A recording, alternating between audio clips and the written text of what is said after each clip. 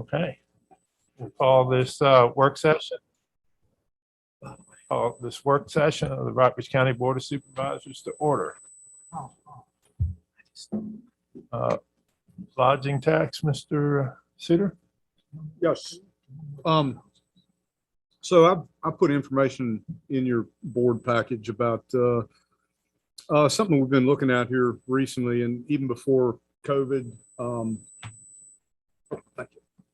Even before COVID, we're seeing an increase in bed and breakfast, homestays, Airbnb, VRBO, rentals, and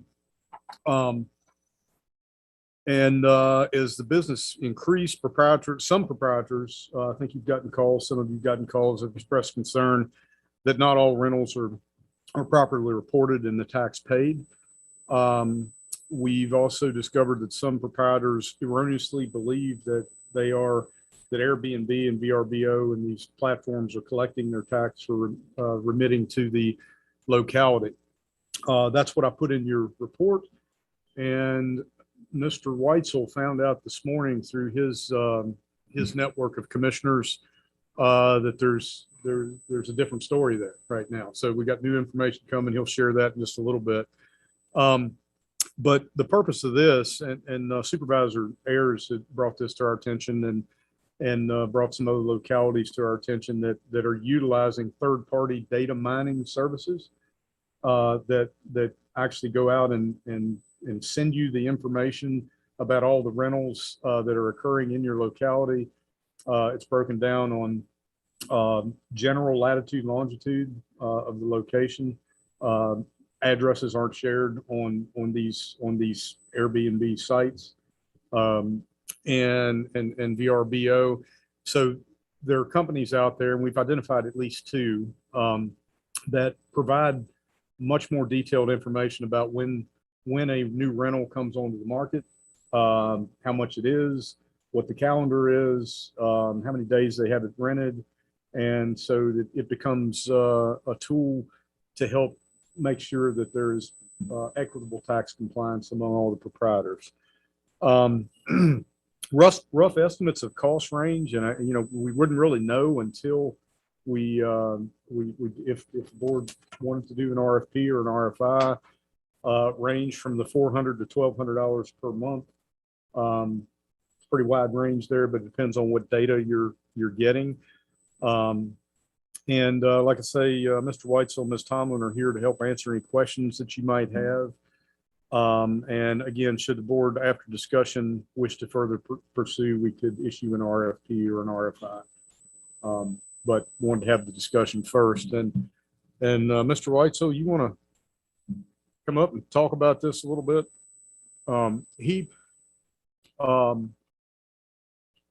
I won't put words in mouth, but they have looked over the data that's provided, and initial foray into this looks like it'd be pretty useful data.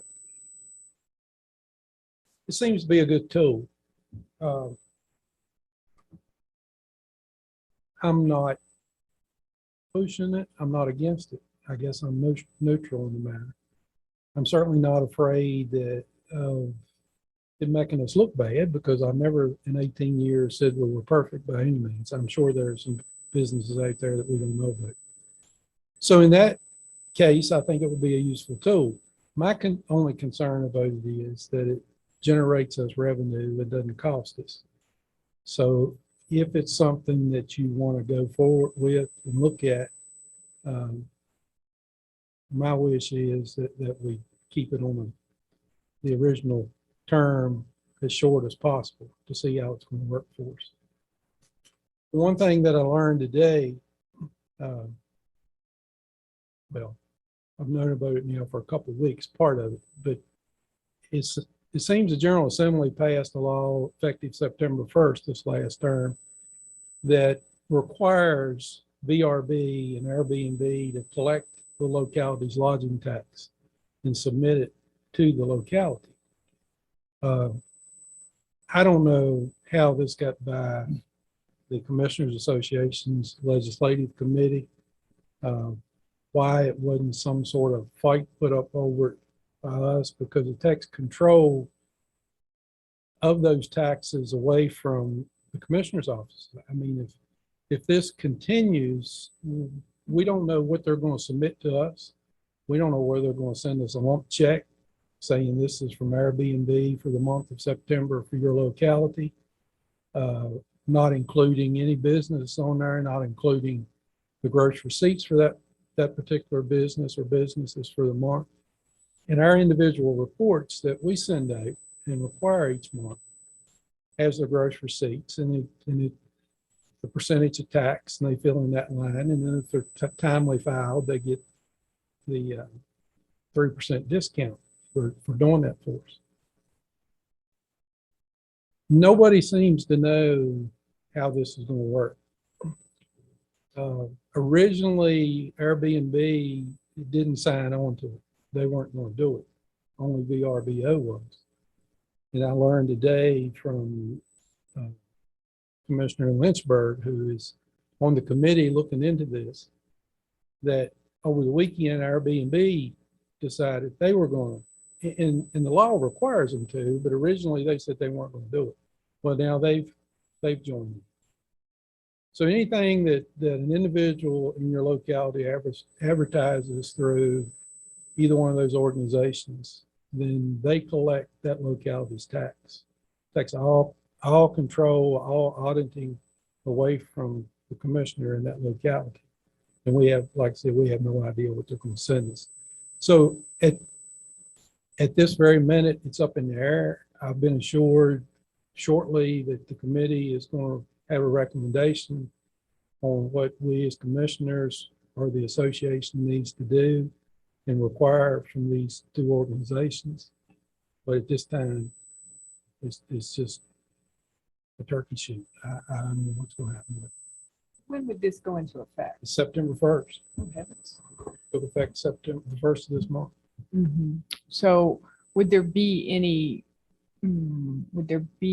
benefit to having at least an audit, the company audit for a few months just to see whether or not they're sending us what they should be sending us? Company being, Any of these audit companies? I mean, they would still be able to supply. I'm not sure that maybe I've misunderstood or not picked up on this. You're talking about the folks that we talked to on the phone in my office the other week. Those Well, sort of companies? Yes. I'm not sure they do an audit per se. I mean, they send you supposedly the nights that are blocked out or the times that are blocked out and supposedly registered. But what happens if at the last minute that reservation gets canceled? So I don't know how thorough of an audit that would be as far as what we're looking at with this new law.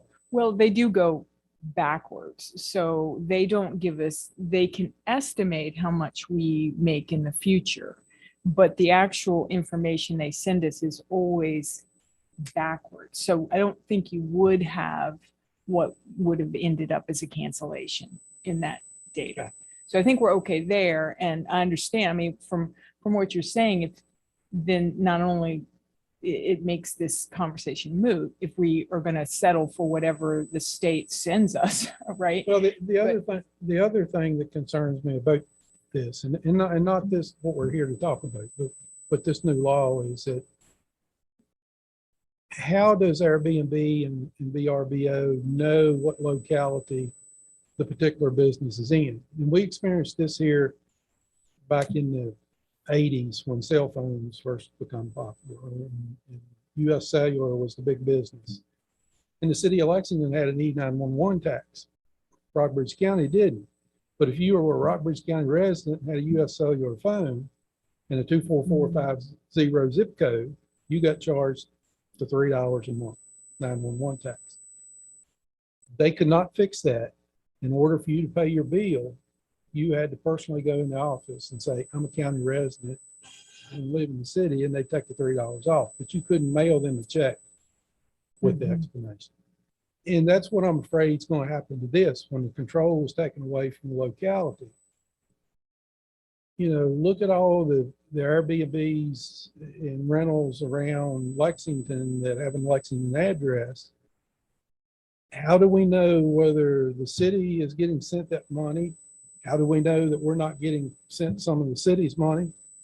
We're dealing with the same thing. I keep poking at the postmaster, trying to figure that out with online sales tax. Yeah. Same type of thing. I will say that these, or at least one of these companies, as I noted, goes on latitude and longitude. It's not perfect, but they can separate out a locality and say, okay, well, it's clear where the data points are that they're in the county. And originally they had, though, given us an estimate that was actually an underestimate, because it did take some of our 24450 and put it in the city of Lexington, to your point. But when we brought that issue up to them, they said, okay, we can easily draw the boundaries and determine what's really in the county, what's in the city. So that can be figured out, at least for these companies. And I guess if this goes forward, I would at least like to have some independent company saying to us, this is about how much you should be getting from the state. I can see why the state, because keep in mind, it's not just our money that we're not getting. The state's not getting their money either. So if these people aren't filling out, doing the proper thing, they're losing out their, I think it's 5% or whatever that was supposed to go to the state. So they're losing a lot of money too. But I'd like to know we're getting everything that we're supposed to be getting. So what do you think we should do going forward if this in fact is the case?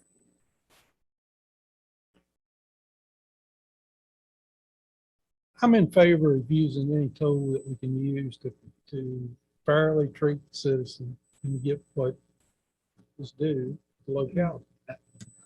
That's my concern. Sorry to interrupt you. Really, I thought you were done. But I also don't want it to cost our citizens Right. and we not see a return. Sure. I don't want to see the tax dollar thrown away. That's my conservative side. So it's just as a business person, I'm responsible for this stuff. I mean, that's my job. That's what I'm supposed to do. That's what we're supposed to do. Sales tax. I mean, there's litter tax. I mean, there's everything in the world, and I've advocated for some of them. But I just see this as sort of a bit of overreach, really, from us to. I mean, the rules are already in place. I mean, collect the tax and submit it. I'm struggling with sort of taking one segment or one business. If I was in that business, I'd be even more upset and then sort of really going after that. I mean, I don't know. I hope we don't start coming after greenhouses or something. Well, I mean, I guess the difference, though, Jay, and it is that this is a new business that there's no. And I know this because I dabbled in it for just a moment to realize it's not something I want to do, but it's a voluntary action that is not actually, you're depending on people to do the right thing. And a good percent, no, I'm not saying 50 or whatever, but a sizable percentage is not doing the proper thing. And what's happening is that those people that are doing the right thing, they're being outpriced. They're no longer being competitive because they're charging the tax. Then they're competing against people that are not charging the tax. And lo and behold, that's where Ms. Capps, you all got Mrs. Capps' yeah, email. and that's immediate. I went and looked, and they do collect the taxes. I mean, They it's do. on the thing. That, I mean, and what they're saying is that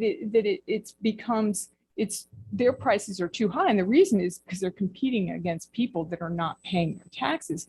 And from other locales that are doing this, we're not talking about an insignificant amount of money here. We're talking about, we've been spending months talking about the tobacco tax, or we're talking in line. And it's only getting bigger. It's absolutely growing because that's the location we live in. And so we're allowing these things to happen, these Airbnb sites to happen. It's good business. It works for us. But if they pay their taxes, it works for us. But if not, they're competing against our hotels that we do charge. Hotels can't not pay their lodging tax. So anyway, it's because it's a voluntary thing. And there's some, Mr. White's is very good at catching what, and you're going, but it must take a huge amount of just effort as more and more of these pieces Well, come online. it's a continuing moving target. Yeah, yeah. And I mean, you could put a staff member on it 40 hours a week, just checking those two sites and looking for things. And if it's something she recognizes as we have, then she can move on to the next. If she's not sure, then she has to take the time to look it up. Right. And we've sent out, and I don't have your number in front of me, but we've sent out a fair amount of letters in the last 2 months to folks who we don't have. And some is, in fact, I talked with one today who has been running his since 2018, and we just caught it. Mhm. So the law allows us to go back and assess that tax and collect it since 2018. So he's got to go through his books, and he was very nice about it, and they all have up to this point, and wanted to know if there was any way I could waive that. Well, there's nothing in the code. It says the commissioner may, it says shall. And when I talked to him this morning, and explained that to him, he's fine with it. He just needed some time. So, we haven't collected since 2018. So he asked until December to get his books together and get the reports filled out, the money to us. But that's coming out of his pocket. And they all, I honestly believe, especially this guy and the other ones I've talked to, they didn't realize that. Mhm. And the question is always, how are we supposed to know? Well, my only answer, and it's not what they want to hear, and it sounds kind of smart, well, it's part of doing business. How do you know what the law is when you get on the road? You try to find out, Mhm. and eventually with time and experience, but these folks got into it, and I don't know, maybe this thing with the state and VRBO and Airbnb will educate those people, but I still have the concern that the money gets funneled to the correct locality. Right. And that's why I think that because this is not a terribly expensive effort. I think that getting that information and knowing where we are to begin with, I think is a really important exercise, especially if the state, we're not even going to know how they're assessing it. So I'd like to know we're getting our money.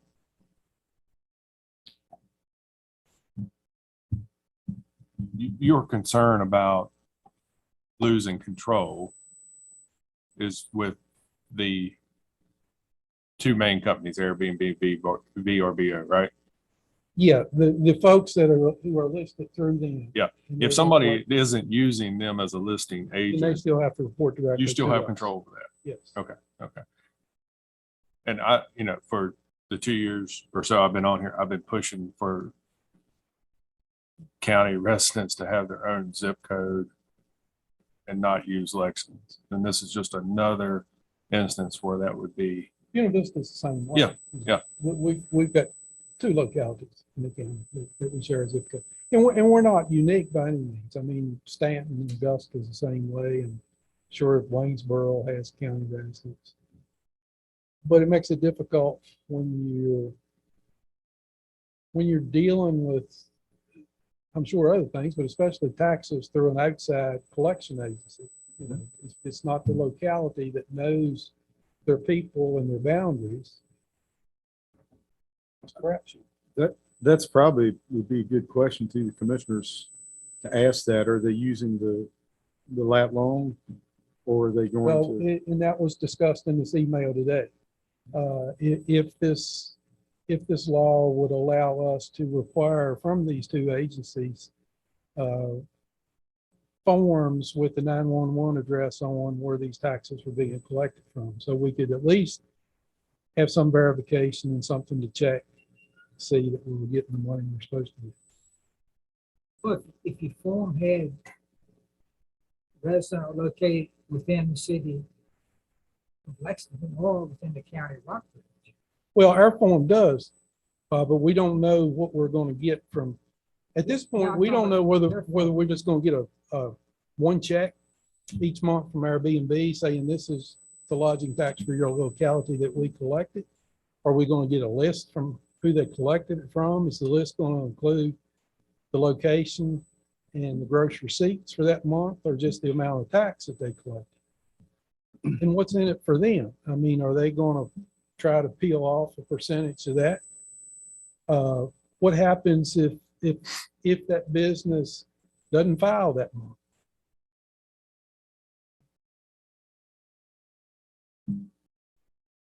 Is there anything as far as ordinance that could help you with this particular sector of business having to report information to your office?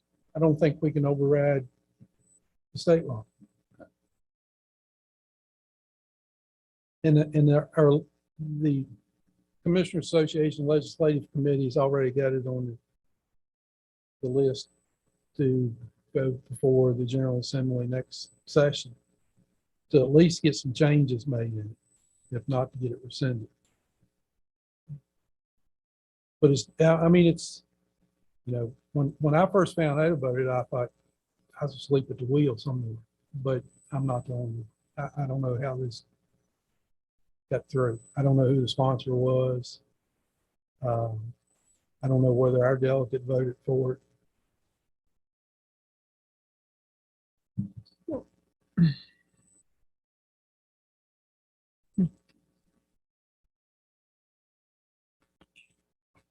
So this information, you know, with the new information is really, really new. I mean, just Dave and I talked, 1:30 about this one, 2:00. So it may be that, you know, if at the board's pleasure, we could gather some more information as a result of that. And those are the two biggest renters. You know, you've got Craigslist. You know, there's other ones that people do rentals out of, but those are the two big ones. Well, it looks like we don't have enough information to move forward, right? Am I? To let you know what we use now besides Kelly Berry, who does my auditing and checks these on a pretty constant basis. Gene Clark, to put a feather in her cap, is great at letting us know or letting me know, sending me an email saying, hey, I've got so-and-so who's coming into the office, wants to put an ad in for us. Do they have a business license if they're a lodging or a restaurant, or are you collecting meals or lodging tax from them? So she's a big help. I spoke with Jay earlier, and I'm neutral on this. I'm not here trying to push you to do something. I think it's a tool that may be useful. But I'd definitely like to know that it's going to make us money and not cost us money. Absolutely, 100% behind that. But it seems to me that this tool is not very useful if the state is doing this, unless we're just using as a short-term, 3 month, 6 month, to gather the information to see if the state is really giving us what we. Well, and that's should the be other, if we do use it and they send us a listing, am I going to be able to send that listing to VRBO and Airbnb and get them to say yay or nay to these folks? You know, because the way I understand this now, it's taking everything away from us, other than the short-term registration. And I don't know that we'll know about that, other than if we use this tool to check that. Short term, sorry, you've lost me. on that. short-term registration that you all enacted a year or so ago. You don't need a business license. Well, to run that's- the rental, oh, but you have that's- to have a short-term registration. Gotcha, with us. gotcha. Now I'm following. Would it be better to have I mean, I've always wondered why we don't have them have a business license. You can't require a business license when you're renting real estate. If you're renting a room, like a hotel, then you need a business license. If you're renting the whole house, if you rent for a weekend a house and you have access to the whole house, then you're renting real estate. And That's not there's considered a There's business. not a business license required for renting real estate. Okay. It's not required, but are you able to do it anyway? I don't think so. Because that would at least make people check in with you. Well, not necessarily. Okay. I mean, that's another, if they're trying to avoid me with the lodging tax, they're going to avoid me and getting a business All right. license. All right.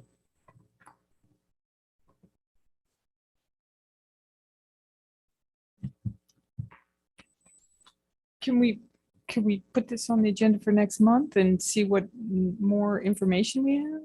Would that make more sense to wait a few weeks on this? I definitely think you ought to wait. And perhaps my suggestion would be that we get some additional detail from the state. And if any board member has any questions that you would like to funnel through the commissioner, you can do it through me. That way we've got everything consolidated. We can get those questions answered. I can shoot that back out to you all. And if there's a request to add it back to the agenda, then board members could go through the chair. Oh, maybe by next month, we'll see what these companies do Well, for September. Yeah, my association has a three commissioner member committee that's working on this. And we were assured this morning that we'd have an answer from them on what to do and which direction to go with this shortly. Okay. So I'm hoping by the end of the week. If you share that with Spencer, he'll send it out to us. And I'll send it out to them. Thank you. Anything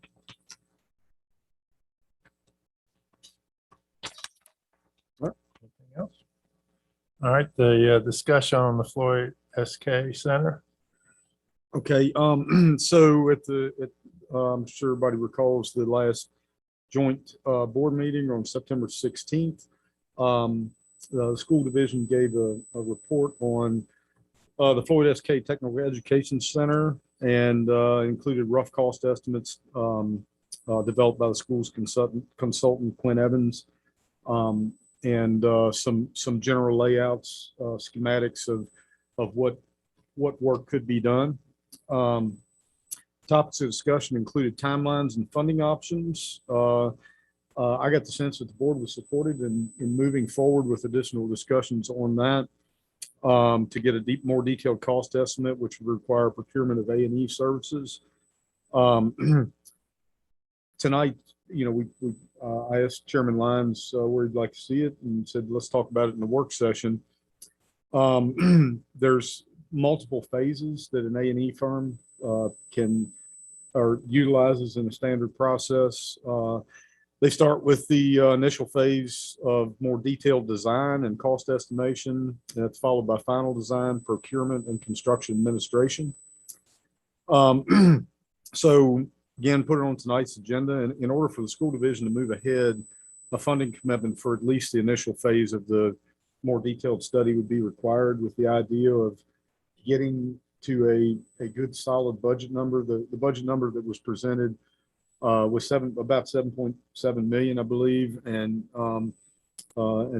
Dr. Thompson indicated that, of course, that can change. And Supervisor McDaniel also pointed out that there's some things that were in that potentially could be deleted from the final, such as the roof, which has already been completed, and also some HVAC work that might be able to be subtracted off of that number. Of course, something else could jump in and take the place of that. So we included a copy of the presentation that everybody's seen in your board package. One option for funding could be to look at the school's capital reserve fund. And the policy in the past has been that both boards agree to use, with the exception of very small amounts that Dr. Thompson and I can agree on in an emergency basis or something, but generally both boards agree on what to spend that money on. So don't have any action, just more additional discussion in the work session. But if the board did wish to take action to dedicate funds toward those initial phases, there is an item on the regular agenda that you could take action with. Okay. First, I thought the presentation was excellent, very informative. The more I thought about it, I think the only confusion was on the soft costs. And I just want to make sure I understand. And those soft costs are from the beginning until the end of the project. That's not something we need to approve up front. And I just think we need to quit using the word study. We need to hire an architect to design what we need. And of course, they'd have to consult with everybody to figure that out. And those soft costs, as the as it progresses, then you start paying more, so, it'll gradually increase, but the initial cost would be probably relatively small in comparison. I don't think anybody can argue that we don't need to do this. It's a 50-year-old building, and the times have changed and the needs of our students have changed. And we're talking about economic development. We have to be able to have a trained workforce. And it's one of those things we can talk about till we're blue in the face, and we'll be sitting here 6 months later still talking about it. I think it's time that we say we're gonna do what we need for the VOTEC Center, and I think we need to endorse this plan of the board and have them hire architects and start the ball rolling. Doesn't mean to say it's a green light to build the new or renovate, but it's a green light to come back to us and show us the exact plan with realistic cost estimates so we can plan for the funding. Did I miss anything, Dr. Thompson? Randy?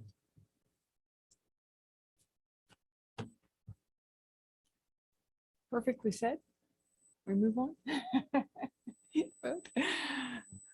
All right, well, if there's no discussion, then there's an item on the regular agenda for action. Is there anybody that wants to make a comment?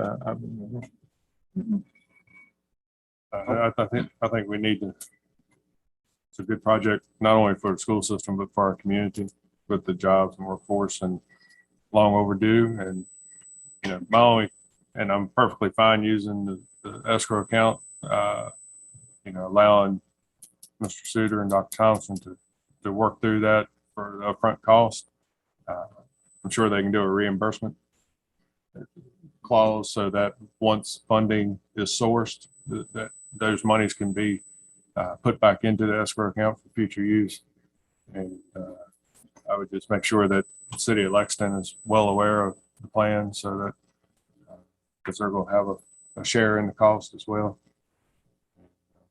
And my only thing, and again, you don't know what that final cost is going to come in at, but certainly, I know we can't vote on an issue or force a future board to accept something. We have to wait till we get the information, but certainly I think all of us would hate to spend money and then decide not to do something. I mean, I think we're all in support of it. We all understand it and need to move forward. We just need to have that price and have it come in at a price we can afford.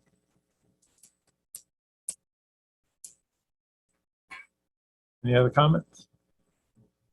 Okay, we'll talk about it during the regular meeting, and we will stand adjourned until we start a regular meeting at 5:30. Thank you.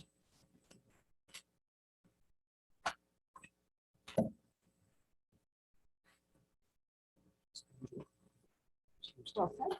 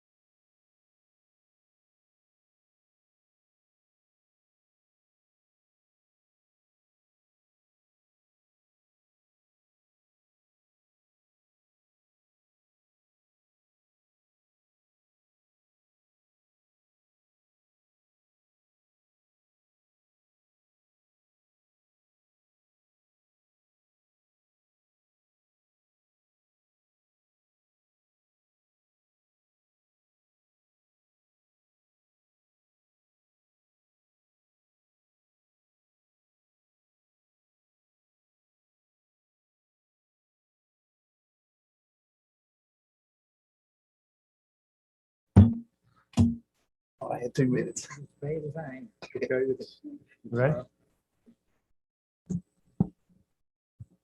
I'd like to call to order this September 27th, 2021 meeting of the Rockbridge County Board of Supervisors. Take roll, please. Supervisor Lewis, Present. Supervisor Day, Supervisor Ayers, Here. Supervisor McDaniel, Here. Chairman Lyons. Here, we'll have an invocation followed by the pledge. Heavenly Father, we come to you today asking for your guidance, wisdom, and support. As we begin this meeting, help us to engage in meaningful discussion. Allow us to grow closer as a group and nurture the people of our community. We ask these in your name. Amen. I pledge allegiance to the flag of the United States of America and to the republic for which it stands, one nation, under God, indivisible, with liberty and justice for all.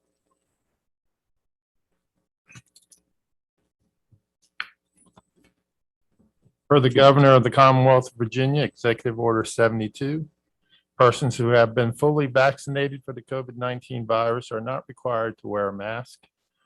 We will hold citizen comments near the beginning of the meeting. We'll do our best to take citizen comments remotely. There are 2 options for citizens to offer comment. To join by telephone, you may dial in on one of the numbers listed on the county website.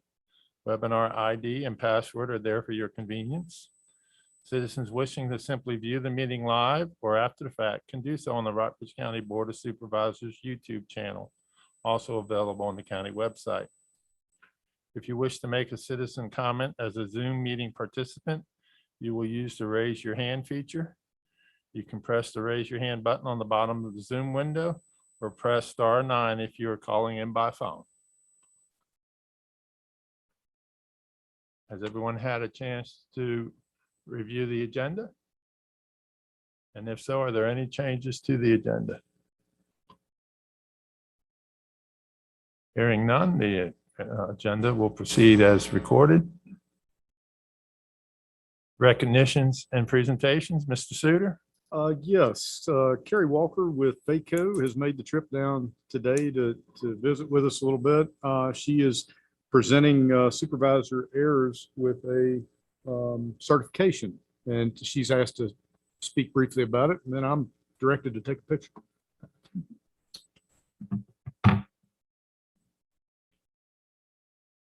Good evening, Mr. Chairman, members of the board, Mr. Suter, county staff, and citizens. I'm Carrie Walker, Coordinator of Programs and Development at the Virginia Association of Counties, also known as VACO. For anyone unfamiliar with us, we were founded in 1934 to serve and support your efforts as county officials.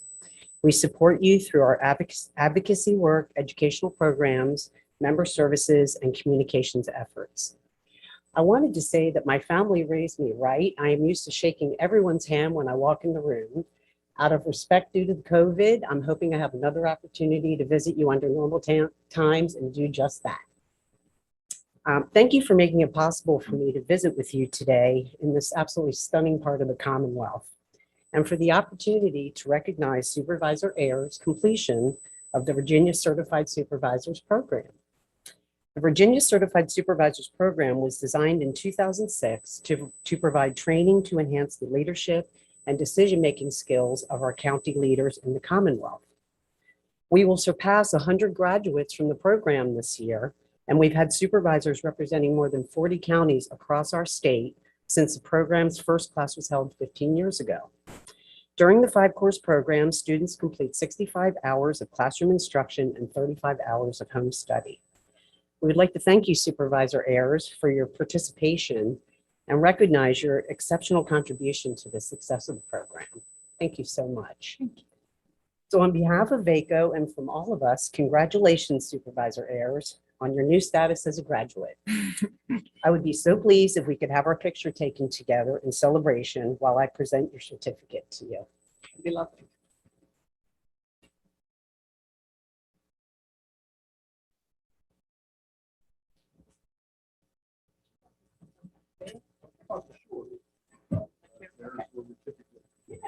Dan, photo bomb.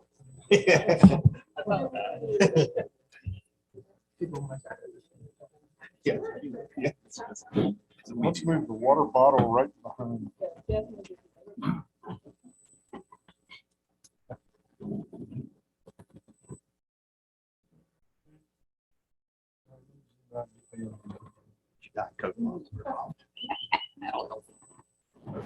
All right, hold on, I always. Oh, it flashed, didn't it? Okay. I got it. Thank you.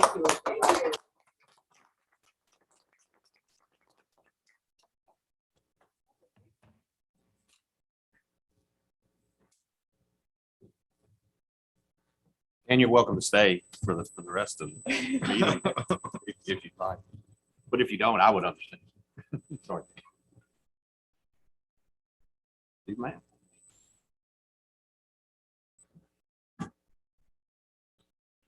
Okay, now it's time for citizen comments.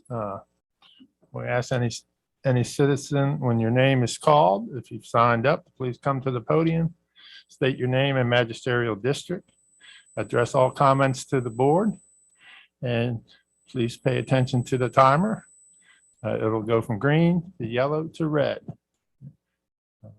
So at this time, do we have anyone signed up to speak? You have one, Stephen Hart, Okay, First Creek District. Mr. Hart, welcome.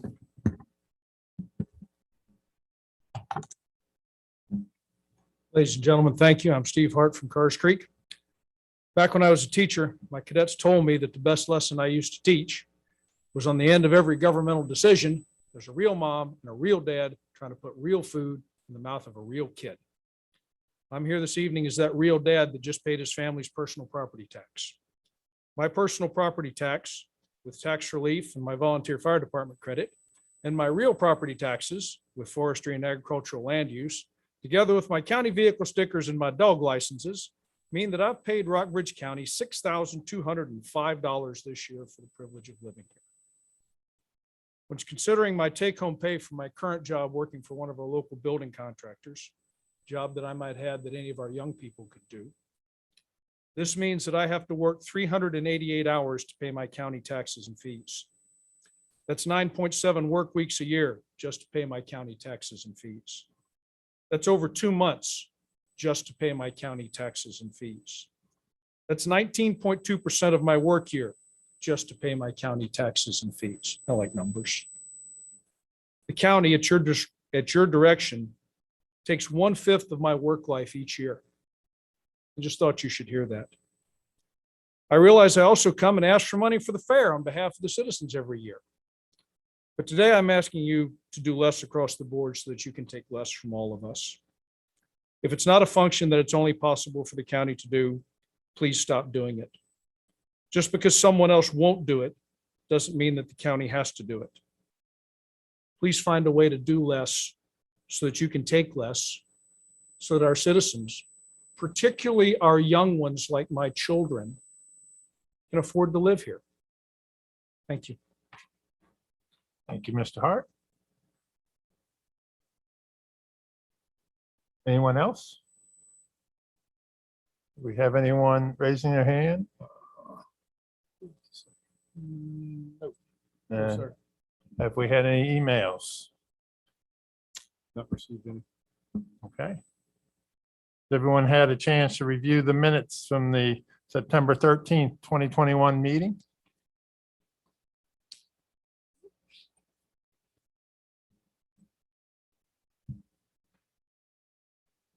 Move we approve. Have a motion to approve Second? and a second. Any further discussion?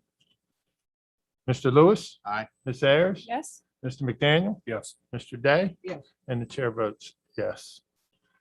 School appropriation resolution, Ms. Bolster? Good evening, Mr. Chairman and members of the board. If you go to your board docs package, you'll see there's an appropriation resolution related to the school division. It's for a total of $4,131,544. It is split into two, primarily on the Fund 50 side, so that's the school fund, at $3,798,544. There's also funding associated with the school construction fund at $333,000 even. This is associated with the ARPA money, what's called the ESSER 3 funding. And so this was adopted by the school division or the school board back on the 14th of this month. And so the recommendation is to approve the resolution as presented tonight. Okay. Are there any questions about the resolution? You've heard the request.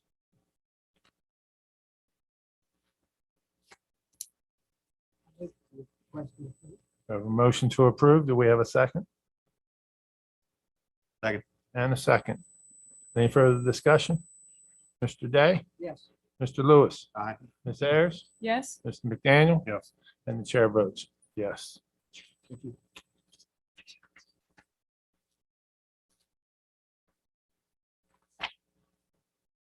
Continued discussion on the Floyd SK Center. We discussed briefly in our work session.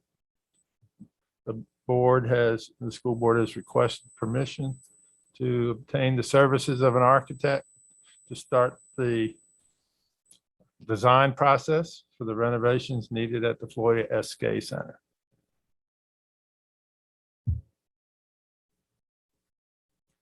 As I said during the work session, I think it's not only good for our school system where the kids in the CTE building are working in a building that's over 50 years old, but it's also good for our community in providing job skills for our young citizens to be productive in our community.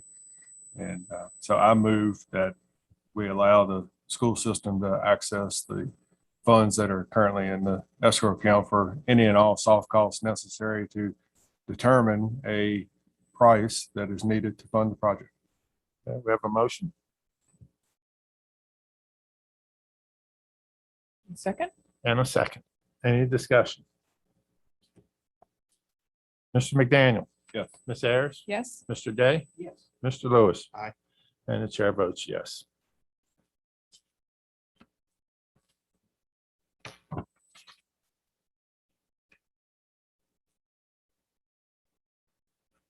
Finance Committee, ARPA funds. If you go to your board docs package, you'll see there's an agenda report along with the spreadsheet that details the finance committee's recommendation. I'll just go ahead and highlight some of the things that's in the agenda report. So you all are aware that we're anticipated to get around $4.4 million in American Rescue Plan Act funding. Back in June, we got our first tranche, first allotment at just under $2.2 million. The next tranche will come in June of 2022. There were some key areas that this funding could be spent on. Some of it included responding to the health emergency related to the COVID-19 pandemic or its negative impact on the economy. We were also authorized, or folks are also authorized to use it for premium pay for folks that are responding to the health crisis. We can also use it for revenue loss, but it's got to be linked to governmental services that were not, that were basically reduced in the previous year. And then lastly, investments in water, sewer, and broadband initiatives. If you go down a little bit lower at the bottom of page 1, as you recall, at the last board meeting, the Board of Supervisors approved $1,964,250 in support of a competitive grant that was applied for back on, I think it was on the 14th. And that was an application to expand broadband in rural areas. That was through the Virginia Telecommunications Initiative, VATI is the acronym. The Finance Committee has been meeting pretty regularly over the last couple months. We've been meeting twice a month, actually. And we do have an updated recommendation on the spend plan for the first tranche. The first one is associated with the PSA sewer capacity study. And that's at $122,100. I do have a memo that I'd just like to kind of read just a quick part of it. If this is approved, this study would help assist in evaluating and establishing the existing capacity in the North Lexington and Natural Bridge water and sewer systems, It will also provide the needed improvements and their associated costs to increase the water and sewer capacity in the applicable tourism zones and industrial parks. On the IT license and support services, you can see the recommendation is for $45,294. Most of this is linked back to funding that we spent previously using the CARES Act money. And a lot of these were like one-year subscriptions for IT support and customer service. So these are starting to come due in the fall of this calendar year. We've got something called the Civic Plus productivity tool. And so it's linked to our Civic Plus website. They have some software systems that'll allow us to transition away from manual processes more to online processes. That would be a one-year subscription. We also have something called the Cybernetics Maintenance Renewal. That's linked to the AS400. That's the hardware and software that supports the Bright software, which is our financial management system. We have an opportunity at $11,790 for a 3-year support from the company that provides the cybernetics. We also have a one-time cost to increase our archive space. That would be $8,300. And so what is happening as we're transitioning, well, as we have a backup system in place on our PCs and laptops, we're having real-time backing up of that data. And what we're finding is that it would be beneficial for the locality to increase its ability to store that space over time. And so that would be a cost of, again, $8,300 to double the space on the server. A few more to go through. The Veeam backup and replication licenses. That goes back to what I was just mentioning. We have licenses on all our laptops and PCs that, again, that is saving our data in real time, and it's uploading it to servers. And then we have 1Password. That is an opportunity to continue with the software system that allows us to save our passwords into a secure environment. And so we basically have the 1Password to get into that and to access those to use on multiple systems where we have a username and a password. And the last one I'll mention is Zoom. So what we're using now, that is coming due later this fall. And it's fairly small. It's a 1-year subscription at $1,300. And we have 6 people that have licenses. So that way, whether it's the Board of Supervisors, whether it's the EDA, individuals, we have the ability to do meetings and presentations via Zoom. And then the last one has to do with a request for a housing study. So this study coincides with the update that you probably got, that you got on the READY grant.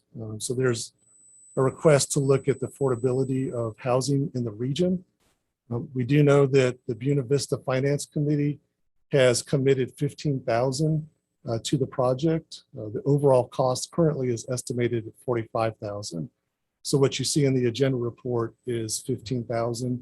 We do need to continue to work with Lexington. So Mr. Suter, I don't know if you got an update from the city manager. Mr. Hallis just got back from vacation this morning, so I haven't touched base with him. He was out last week and we discussed it. So basically we're presuming if it's a $45,000 cost for the region, we would split it 3 ways using the ARPA money. And on the spreadsheet, you'll see that when you take what we received in June and subtract out the broadband, the water and sewer study, et cetera, that leaves us currently a balance of just under $45,700 in ARPA money. So we'll continue to be looking at opportunities to invest this money to make improvements in the locality or to respond to the health crisis related to the pandemic. So I'm available to answer any questions, as well as Mr. Suter. But so looking at the recommendation, we're available to answer any questions. If you have any further feedback on what is being recommended or any other recommendations, please communicate that to the Finance Committee members Supervisor Lewis and Supervisor McDaniel. But we're just asking for a nod to go ahead and move forward with at least those 3 items that have been discussed tonight. So again, the water sewer study, the IT subscriptions, and there is one, again, the 8,300 is a one-time cost, and then the regional study. Any questions? I would like a little more information on the sewer capacity study. So again, the region, it's north of town and In the Natural Bridge area. so nothing out, for instance, 251. Well, for I instance, don't recall that. No, what Ms. Alexander presented was that those were the areas that they had the most concern, that they needed the most information on. okay, It was the Natural Bridge, Buck Hill, and the North Corridor. okay. Because I mean, we're going to hear later on about, the Modine, that doesn't have any sewer capacity because I guess the city of Lexington won't allow it there, correct? I mean, how does that relate to this study? It doesn't, it's not, It's not included in this. okay.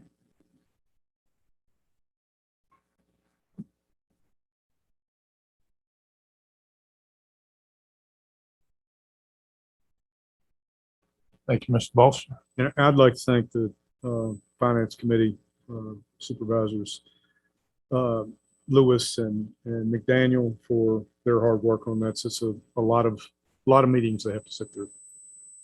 Yes, thank you.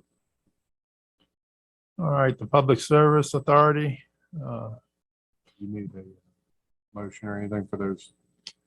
You need, I'd like some kind of nod that we can move forward with the recommendation from the Finance Committee on these 3 particular items. okay. Oh, I'll make a motion that we move as presented. we have a motion to move it and a second. Any further discussion? Knowing that if we don't get the grant, then we'll have A lot more to a come. lot more to discuss. All right, Ms. McDaniel. Yes. Mr. Lewis. Aye. Mr. Day. Yes. Ms. Ayers. Yes, And the chair votes yes. Thank you. Public Service Authority, Mr. Mass, term expires on October 14th, 2021. He has agreed to continue serving if that's the will of the board. I move we approve Mr. Matt, reappoint Mr. Matt. We have a motion to reappoint Mr. Mass. We have a second I'll second. and a second. Any discussion? Mr. Lewis. Aye. Mr. Day. Yes. Ms. Ayers. yes. Mr. McDaniel. Yes. The chair votes yes.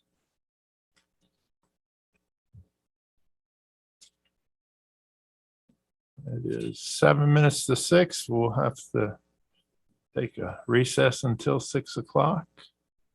And then we'll move into our public hearing. Do you think we could do a study with them?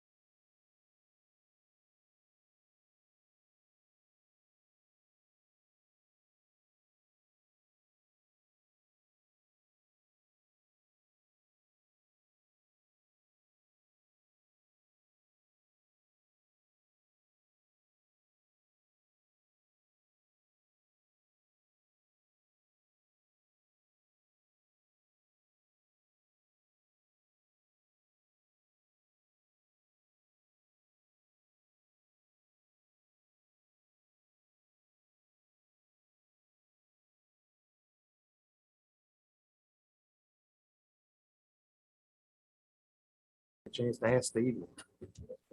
Okay. All right, it's 6 o'clock. We'll reconvene the meeting of the Rockbridge County Board of Supervisors and start with our public hearings. Mr. Slade? Yes, sir. If I could share my screen real quick. I know, I think I promoted myself. Okay, actually. very good. Thank you, though. That's what it takes around here, Chris. You gotta advocate for yourself.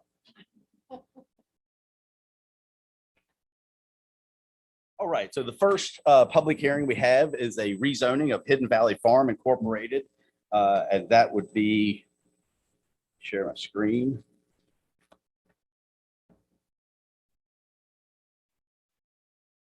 The property is located at 345 Spring Meadow Lane, Lexington, Virginia. It's owned by Hidden Valley Farm Incorporated. Tax map 74-A-75 is consists of 90.717 acres per tax record, and it's comprised of approximately 80.97 acres of A2 zone, which would be the general and agricultural use. And then the additional land is the 9.75 acres of I1 industrial zoning, general industrial, that's under consideration this evening for downzoning. The 9.75 acres is located on the north and southeast portion of the property and is adjacent to the Modine property. Hidden Valley Farm has applied for rezoning of the said 9.75 acres from I1 to A2.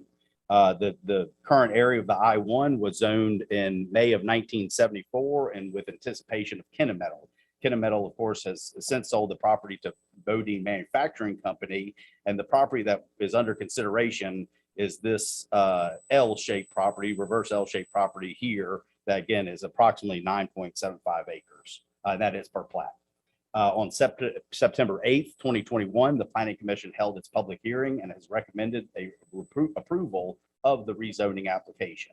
With that, I'd like to stop sharing my screen and turn the floor over to Mr. Sam Krickenberger, who is here with the landowner, Mr. Dunlap. Sure.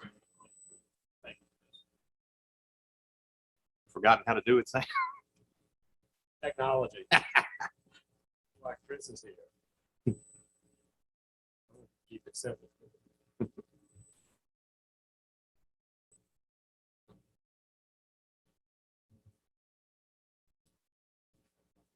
Yes, sir. All right. Move this over here. So it's a pleasure to see you all again. I don't get out much, so this is kind of a social situation for me also. I'm representing Mac and Dolores Dunlap, and Mr. Dunlap is here.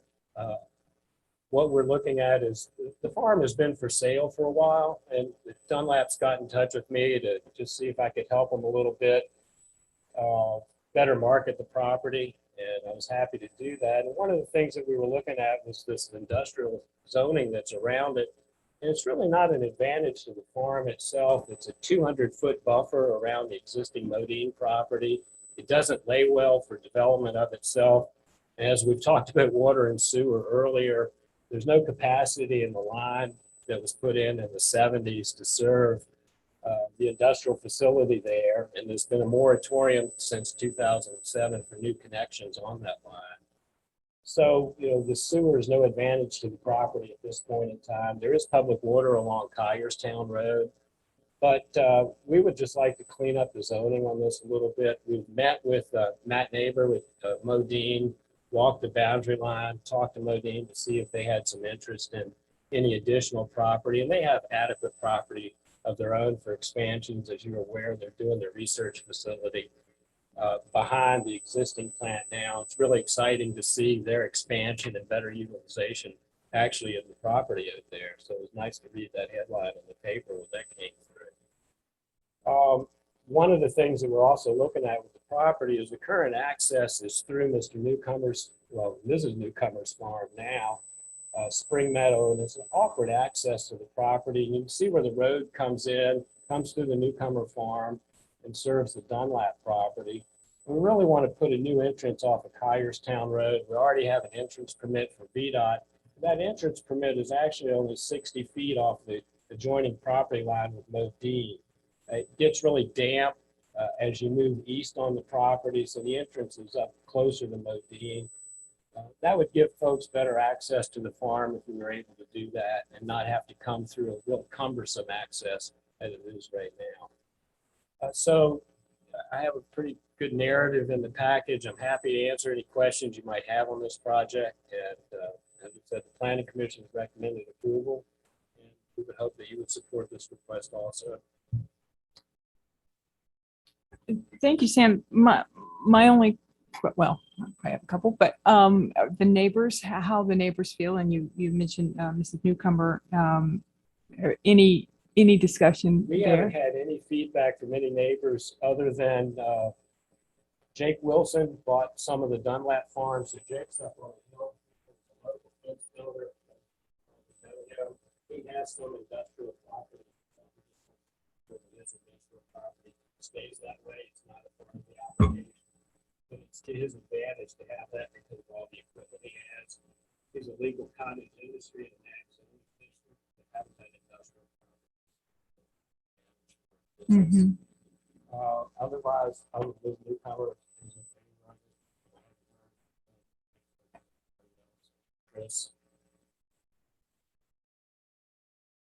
Okay, yeah. we think it's real positive. We feel like it's supported by the comprehensive plan, consistent with all the surrounding land use, other than Modine itself, which is kind of an odd piece of industrial property in that area. And I heard from the planning commission, I listened to that, that they are in support of this as well. We have recommended it. Okay. Any other questions? Okay. Thank you, Sam. Thank you. At this time, we'll open the public hearing.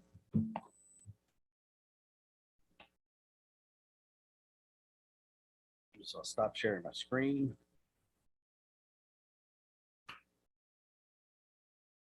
All right, we have no one signed up. Do we have anyone electronically? Okay. At this time, we'll close the public hearing. Any discussion among the board? Hearing none, I'll entertain a motion. I'll make a motion to approve this application for rezoning from I-1 to A2. All right, we have a motion to approve. Do we have a second? Second. And a second. Ms. Ayers? Yes? Mr. McDaniel? Yes. Mr. Day? Yes. Mr. Lewis? Aye. And chair votes yes. Thank you. Okay. The next public hearing we have scheduled is Mr. Joseph Baher with a bed and breakfast homestay in the residential zoning district. That would be the general residential. Here, I'm going to pull this one up.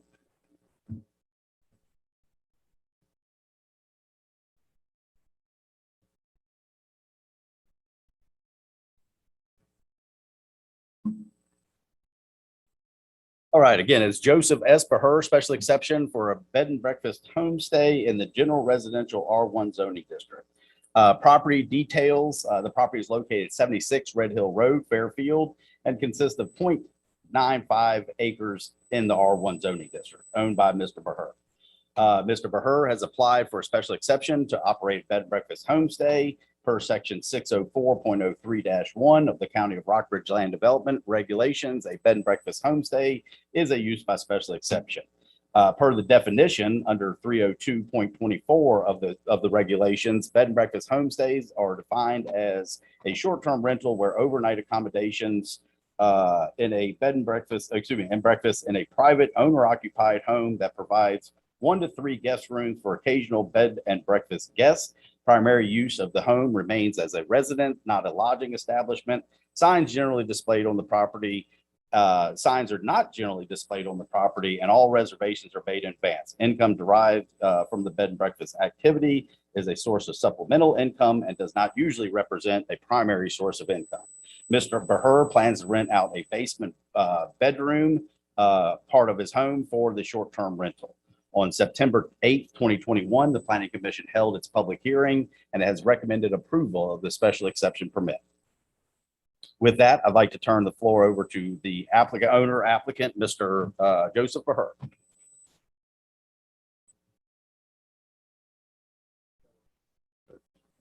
Just trying to maybe make a little income. I've had some mostly friends and family throughout with our wedding venue that's down the road stay in, and I'm just thinking that I'm capitalizing a little bit of money, and I've set it up kind of where it's got a private entrance at the basement door and then a nice walkway to a large deck with an outdoor kitchen and things. So probably not something I'm going to use a lot, but I'm going to link a page to our website for the wedding venue and some of to stay. So 1 bedroom? Yes, yeah, it's a 2-bedroom home. It's a very small home, and I have a bedroom set up in the basement. So that's what I would use that for. So would you be limited to, we've had some problems I with understand. Yeah, no, this, I have and my worry is that this would then migrate into a full-on Airbnb in a residential zone. So is it limited then to, how do we prevent that, Chris? With discussions for her and myself, and so we were on the same page. Yeah, on the yeah. definition. The definition takes care of the activities itself, so it would be, under current ordinance, it would be, we would prohibit the whole house rental. And so with this particular situation, the bedroom's downstairs, but the bathroom is actually on the main level. And so they would have access to the main level as well. Yes. And it would be a private room rental in the house. So it would meet the definition of renting 1 to 3 bedrooms. In this case, he only has I have 2 one, bedrooms. yeah. Well, I'll be there I one guess and that's my point. So if the definition is in 1 to 3 bedrooms, and then suddenly you're renting your own bedroom, not you We personally, but we would have a zoning violation, and I would follow up the court. Any other questions, Mr. Her? Okay, thank you. At this time, we'll open the public hearing. There's no one signed up to speak. Okay. Electronically? No, sir. Okay, then we will close the public hearing. Board discussion. Hearing none. Do we have a motion? A motion to approve. Do we have a second? Second. And a second. Any more discussion?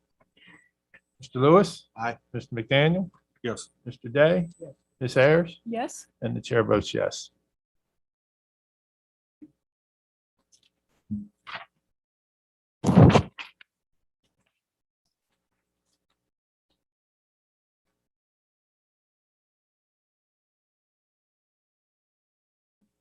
All right, our next public hearing is Sunset Farms LLC Special Exception Permit for a lodge in a agricultural transitional zone. Property details, the property is located at 1475 Thornhill Road, Lexington, Virginia, and again is within the agricultural transitional zoning district A2 AT with some A2 agricultural general directly across the road, and then also R1, which is general residential nearby. So just very quickly on the map, the pink is the AT, the property is outlined in orange, the white is the A2, and then going back towards town is the R1 zoning district associated with the Tulip Wood Lane. Tax map number 74-6-1B and consists of 2.26 acres per tax record. It once was known as the Turpin's Feed Store and currently has 4 buildings on the total site. Kelly Mangione of Sunset Farm LLC has made an application for a lodge for the special exception, creating 3 rentals units for short-term rental, the first floor of the feed store, the second floor of the feed store, and the loft barn. The rental units will be used for short-term rental use only, less than 30 consecutive days. Plan on 6 parking spaces in total. And just to review the map itself, going back towards town would be the northeast. This parking lot you can see on the edge of the pavement is for the Moose Lodge itself. Again, the property is outlined in orange. The feed store here, building number 2, building number 3, and building number 4. So the current plan is to utilize the feed store and what's labeled as loft barn, and then to tear down the existing building in the middle, and that will be the parking area with 6 more parking spaces there. And then there is some room for additional parking where what looks like is a camper here. per section 603B-03, period 03-6 of the county land development regulations, lodge or resorts are used by special exception. On September 8th, 2021, the Planning Commission held its public hearing and has recommended approval of the special exception permit with the following conditions. Number one, substantial compliance with the development plan titled Parking Area Designation for Sunset Farm dated August 25th, 2021. Number two, vehicle parking is not allowed within the VDOT right-of-way along the side of Thornhill Road, that's Route 251, and no parking signs shall be installed. Number three, rental units shall be used for short-term rental only. And number four, approval is contingent upon Building Department, Erosion Sediment Control, Stormwater Management, Virginia Department of Transportation, Public Service Authority, and Health Department approvals. Briefly, it's unusual that we have both the Public Service Authority and the Health Department in this case, but as we've said, I think the third time this evening, we are under a moratorium for any new sewer connections in this area. And so while they're able, it's my understanding they're able to hook up to public water, they are unable to hook up to public sewer. Therefore, they've worked with a soil consultant to have a drain field to accommodate the proposed project. With that being said, I'd like to turn the two co-owners are present here this evening. That would be Ms. Kelly Mangione and Mr. Win Locker. With that, I'd like to stop sharing my screen and turn the floor over to Mr. Locker and Ms. Mangione. Good evening, members of the board. So Chris outlined the majority of the project. Is the presentation you just had still up? Yeah, all right. I have y'all's presentation or the one I just did. Where's ours? Right here. I can see it.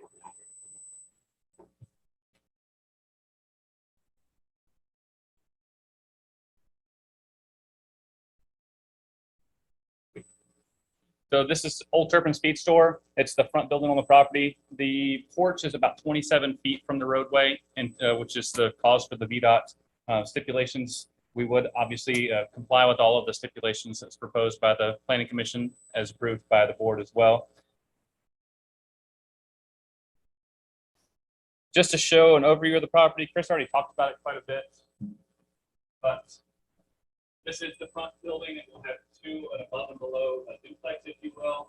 This building will be raised. This building will be one bedroom short-term rental, and then there's going to be a fence just behind that property and along this driveway. There is an easement on the property that allows access to this property for these owners. There's also a few easements that they own, and it covers this hill to behind the barn.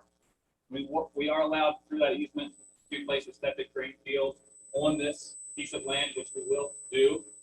We have engineered 6-bedroom system that we're working on designing, and it will service these two buildings. The existing pole barn will not be used in this proposal. It will be used for storage and other things like that.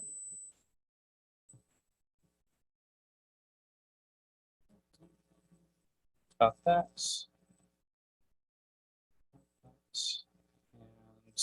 The biggest benefit to the county is additional lodging for people that are coming for college events, horse center events. There are, for instance, this weekend is Parents Weekend at WNL, and there are no rooms to be found in this area. And so this would be a benefit in that regard. They'll also bring the property improvements themselves will improve the property values, and thus will bring more tax revenue to the county through property tax. And also because they're short-term rentals, they're subject to the 10% county lodging tax. And we estimate that with the 3 units combined, about $1,200 to $1,600 a month per month for all 3 rentals of additional revenue to the county. Additionally, all the visitors that come to these units will be, for the most part, tourists, and bringing tourist dollars, out-of-town dollars to our local businesses. And that's you can see all 3 buildings. The second building back from the front will be the one that we tear down. Just excited about this project. I actually live next door with my husband, so I know a lot of times people are leery about short-term rentals, but we're hoping to be in a price point that kind of will eliminate the lower income type of folks that could do rentals. But we also have a lot of excitement from some of the neighbors that we've talked to. They're excited to see the property cleaned up, and so are we. So the main goal is just to have a nice looking property and offer the community some nice short-term rentals. So we hope you guys agree. Any questions? But neighbors, always comes down to neighbors. I believe, who are the neighbors behind? Would that be Larry and Pat? We see, yeah. Do they support this project? They do, yes. Yes, they do. They're very excited. Okay. That is my only concern about this. It's a lovely, lovely building. I've always loved this building. And we hope So- to maintain as much of the original charm as we can, Absolutely. including the 10 ceiling. Yes. Oh, good. Yeah, we're gonna keep the main area like one open space still. I'm gonna do like an open concept, because we really want to keep the feel of the old store. Mhm. And yeah, my parents bought it 12 years ago, and I just love the property and just really want to do something cool with it. Okay, thank you. At this time, we'll open the public hearing. Is anyone signed up to speak, Chris? No, sir. No one is signed up to speak. Do we have anyone electronically, Mr. Suter? Okay, and at this time, we will close the public hearing. Any discussion among the board?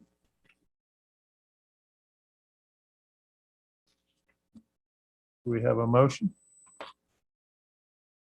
Yes. I'll make a motion to approve this project. All right, we have a motion to approve. Do we have a second? Second. And a second. Any further discussion? Ms. Harris? Yes. Mr. McDaniel? Yes. Mr. Lewis? Aye. Mr. Day? Yes. And the chair votes yes. Good luck, correct, congratulations.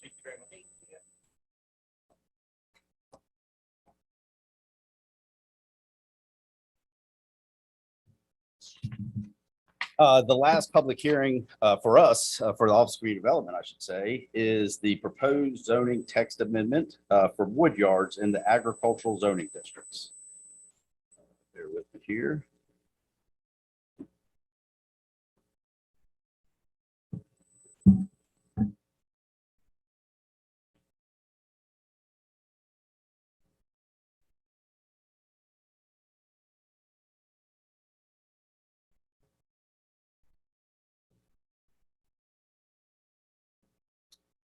All right, again, the next public hearing for the Office of Community Development is Wood Yards Proposed Zoning Text Amendment. Let's see here, on August the 11th, 2021, the Planning Commission, the regular scheduled Planning Commission, the commission approved a motion to advertise for public hearing for proposed zoning text amendment that would define wood yards and provide for wood yards as a use by special exception in the agricultural and limited use district. That's the A1 zoning district, and the agricultural and general uses district. That would be the A2 zoning district.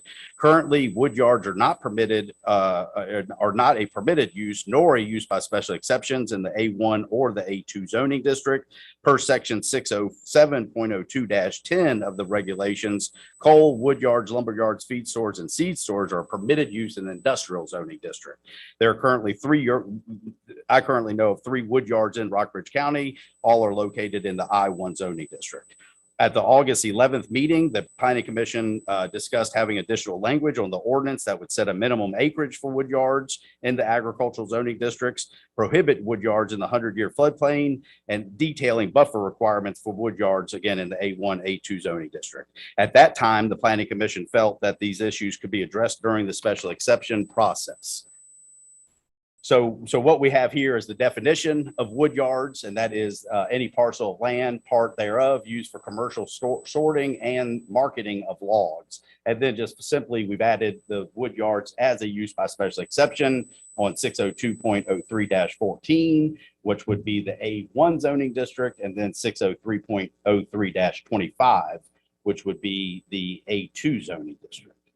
On September 8th, 2021, the Planning Commission held its public hearing and has recommended approval of this draft zoning text amendment. At the September meeting, the planning commission, there was additional discussion on approving the current proposed ordinance as it stands in front of you this evening, then directing staff to develop a more detailed ordinance that would set some additional criteria, parameters discussed at the August meeting. As stated in the September 8th Planning Commission meeting, if the Planning Commission would like to recommend or would have liked to recommend, or in this case, the Board of Supervisors would like to set up additional criteria or perimeters for the development of wood yards in Rockbridge County in the agricultural area, the current zoning text amendment would be the appropriate time to do so. With that, I am here to answer any questions that the Board of Supervisors may have. I'll stop sharing. Are there any surrounding counties that allow this in their agricultural districts? Yes, we've done some research, and there are several localities that allow them by special exception. There are also other, for Augusta County, for example, allows them in the agricultural zoning districts, but specifies the prohibiting them in the floodplain, in the 100-year floodplain, I should say. Okay. Do they have more detailed ordinances like setbacks and that support, that sort of thing? Not necessarily. Mr. Busso did the homework on the majority of the other localities. With that, I'll defer to him. Yes, so only a handful of the counties that I researched had specifically wood yards placed out. Mostly all of them had storage yards or something similar that it would fall in line with. As far as detailing an ordinance, I'd say 90% of them had additional requisites to storage yards or wood yards, such as buffering, restriction of the floodplain, acreage size, things that we've already discussed. Right. For me, I don't feel comfortable changing, allowing wood. Let me put it this way. I think that there are plenty of places in Rockbridge County, wood yards, something that we benefit from in Rockbridge County, can easily be placed. I feel uncomfortable with opening the gates for this without a more detailed plan for that. So my feeling is that this should go back, and the Planning Commission should really give us more, with staff, more guidance on that. So, or actually give the applicant more guidance before this comes before the county. That's how I would feel more comfortable with this process. I think we have plenty of information, and the Planning Commission has agonized over it for months and sent us a recommendation. I'm not sure what else that they could do, but I'm in support of it. I know we haven't come to that point in the discussion yet, but I think there's information and a recommendation. Well, and I think we need more details. I don't want to see anything going in a floodplain that's going to endanger the surrounding properties. And, I think we need to be consistent. I know a few years ago, they wanted to put a vehicle storage lot in an industrial zone along the Maury River. But that was in a floodplain, and we said absolutely not. So I think we need some parameters rather than just say, we'll treat it case by case, which I'm fine with, but there ought to be some parameters dealing with floodplains, dealing with acreage, dealing with set-offs, boundaries, rather than just saying we're going to improve it in agricultural areas, because then that could create without minimum standards, it could create inconsistencies on what gets approved and what doesn't.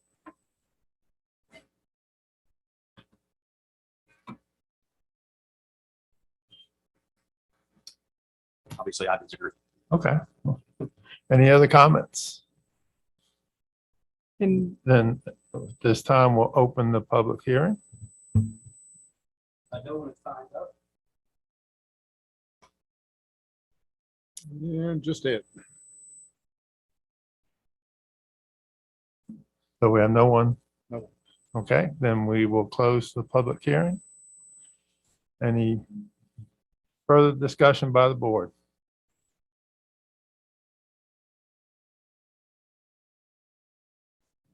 I Is- agree with Ms. Ayers and the chairman, in their views and thoughts. That, we need to look at this. and look at it. Is there anything in the ordinance about what can or cannot be placed in the floodplain?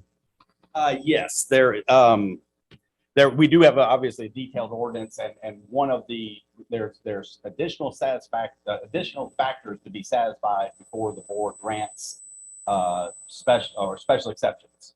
And that would be the two that stick out for this particular use is the availability of other properties outside the floodplain.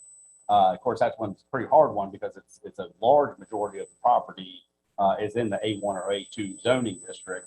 And then as far as the detrimental, how it's going to be secured on site to keep the material on site.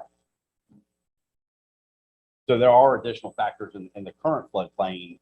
However, there is not a straight, in my opinion, after review, there's not a straight prohibition of some of these uses that we see. So we do allow structures and other. Absolutely. Yeah, no, you could build in most of the flood zones. So there are parts of the flood zones in Rockbridge County that it would be prohibited. And that would be, or I think it's a straight answer. That would be prohibited. The floodway, for example, the floodway. But that's the floodway is only detailed study. So there's very few parts of Rockbridge County that have an engineered study that have a detailed study. The large majority of the creeks and really the rivers are zone A, there's no hierarchy of floodway versus flood fringe. It's just the 100-year floodplain. So you can build, if it's a zone A 100-year floodplain, you can build structures in the floodplain. You can build dwellings in the floodplain, but there's building requirements that if it's a dwelling, it's required to be elevated 1 foot above the 100-year floodplain. If it's a storage shed, it's required to have flood vents, those type of things. You have to have an elevation survey, correct? You have to have an elevation certificate. Yes, Yeah, sir. site survey. Yes. Yeah. So this particular property, is it all of the property in the floodplain, or is it any elevation on it that would? So there is not a particular, there is a project that is propelling this forward, and I can speak to that if you'd like, but this particular process that we're currently in is, there's no one unique property associated with the zoning text amendment. This would be in any agricultural zoning districts in any of the 5 magisterial districts. I guess that's what I'm sort of mystified about the concern about taking agriculture land, which is basically silviculture, and saying, we can't do this. All we're saying is we wanted to go through a special exception process. That's all this zoning text amendment changes. And I was very clear with the planning commission in August. I feel like I was very clear with the planning commission in August. If it's a concern that you are going to propose to have applications of wood yards, and there is one pending application that is in the 100-year floodplain, now is the time to address it. And I think that's true, whether it be the pending application or any other applications that we see moving forward. I don't think it's uncharacteristic, and I don't think it'd be uncommon. It would be actually expected, in my opinion, that if you are a landowner downstream from a proposed log yard, you would have valid concerns of that said log yard and how those logs are going to be protected, how you are going to be protected by a 100-year storm event. So now would be the time to address it. If we think those are going to be issues in the future, that minimum lot size would be one thing. Do we want this on a 2-acre lot size, 5-acre lot size, 10-acre lot size? Do we want these in the floodplain? Do y'all have concerns on putting a wood yard in the floodplain? Buffer requirements. It's very similar process of what we're going through with the solar ordinance. We have a blanketed utility definition in the zoning ordinance currently. It's a use by special exception.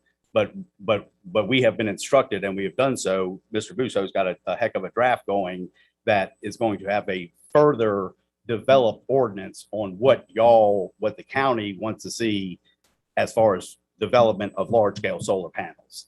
Somewhat in the August meeting, the planning commission directed staff to prohibit those in the floodplain, and that would be common. So those would be the concerns, you know, as far as not necessarily the use of the particular land in the agricultural zoning district. It's the underlying characteristics of land in the agricultural zoning districts. So it would not be, it's a reasonable thing to ask the planning commission to readdress this.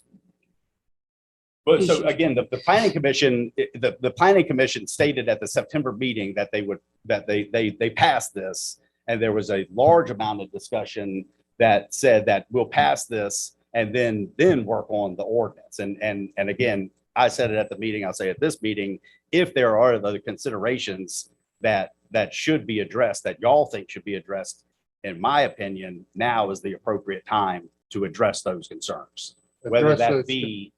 Whether that be anything that's been talked about this evening. So address those concerns prior to a text amendment change. With the zoning text amendment change, the exact process we're going through right now. Yes, sir.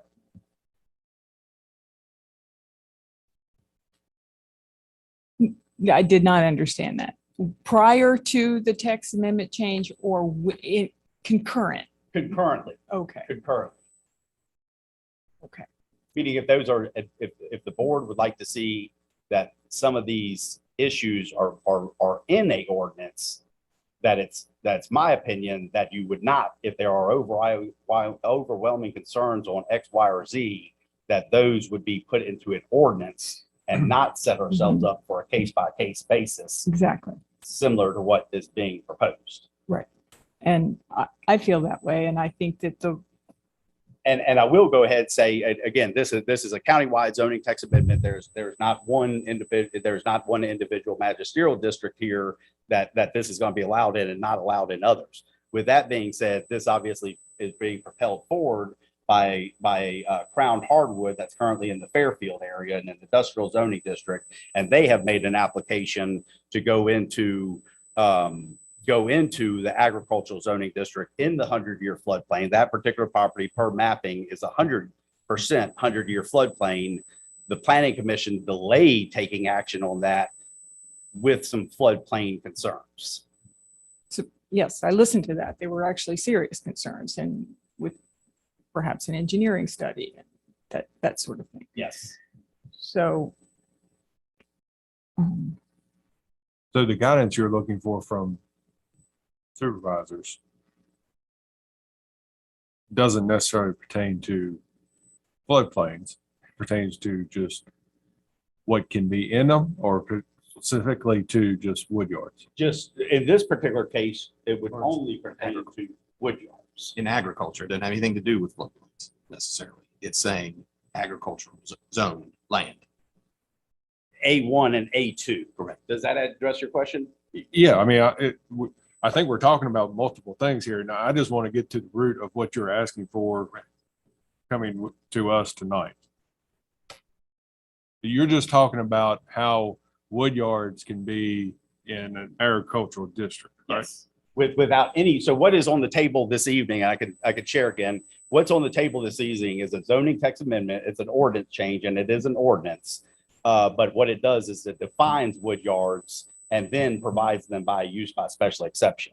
And so there was a lot of discussion at the August meeting and September meeting with the planning commission of further expanding that ordinance to deal with some of the concerns that have been raised. And that would be the prohibiting them in the floodplain, having a minimum lot size and having detailed buffer. But wouldn't all of that come under special exception? It very well could. Yeah, it would. All of those could be addressed in a special exception process. What I am saying is that if that is a concern across the board, that this is the appropriate time, similar to solar ordinances. The solar ordinance discussion, planning commission directed staff to prohibit them in a 100-year floodplain. And so that's exactly what we're discussing now. Would you like additional criteria? I get what you're saying. I didn't mean to cut you off. I'm sorry, but I get what you're saying. But I thought back, and I know I'm jumping here, but I thought back when we talked about solar panels and solar fields and stuff like that, you made reference to it's sometimes better to go by special exception because then you can categorize it to fit the property and to fit certain parameters that you need. Yes. So, but with this particular wood yards, you're saying it's not, or is it?